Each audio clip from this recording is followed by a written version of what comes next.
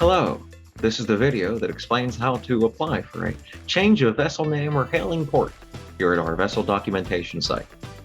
First, go to our homepage and then click on Change of Vessel Name or Hailing Port. It's on the left side of the page, towards the top. There are a few things to keep in mind before you fill this form out. You'll note these disclaimers at the top of the form. For example, remember, once your application has been submitted, our specialists will review the accuracy of your document.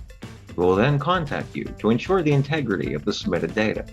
This form is secure, protected by SSL encryption, so your personal information is safe. Keep in mind, any additional changes apart from changing your vessel's name or hailing port will require additional fees. You can perform those services through our site. Always remember, filing this particular application does not entitle a vessel to documentation, nor to any changes desired on a certificate of documentation. Official numbers designated on the basis of this application are not transferable. Only a current certificate of documentation is valid for vessel operation.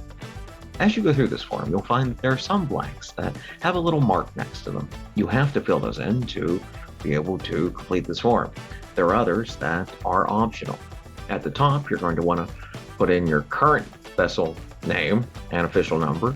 Below that, type in the new vessel name, if you so choose. You can select as to whether you already own the vessel, whether you purchased it from another owner, whether the vessel is newly built. Below that, type in its hailing port and a new hailing port, should you want to make that change as well.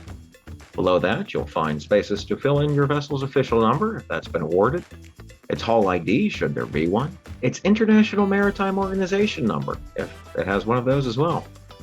As you go through the form, you'll find that we are looking for information about the managing owner, such as their name, their email address, their telephone number, their social security number, their physical address, and their mailing address.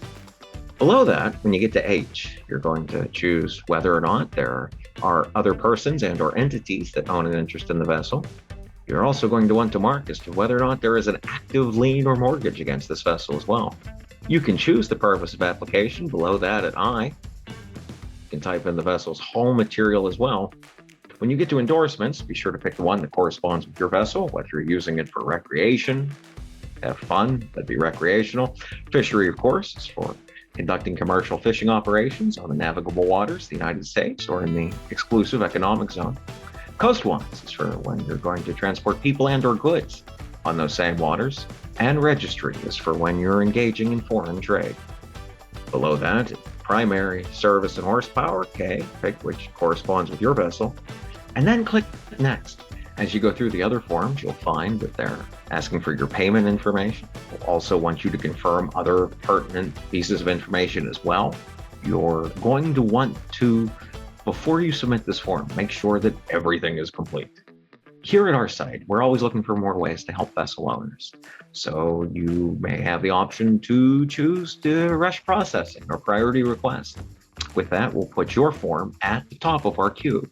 That way, you'll be able to process your change of vessel name and or hailing port that much faster. You can also get an abstract of title, which will tell you more information about a particular vessel, such as its chain of ownership, how old it really is, whether or not there are any liens or mortgages against it.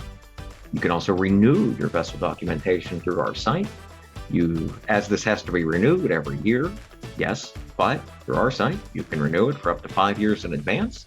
And I would recommend that before you submit this form, make sure that everything is marked, everything is exactly as it should be. And then when you're done, click Submit. That really is it. You've done everything you have to apply for a change of vessel name and or hailing port.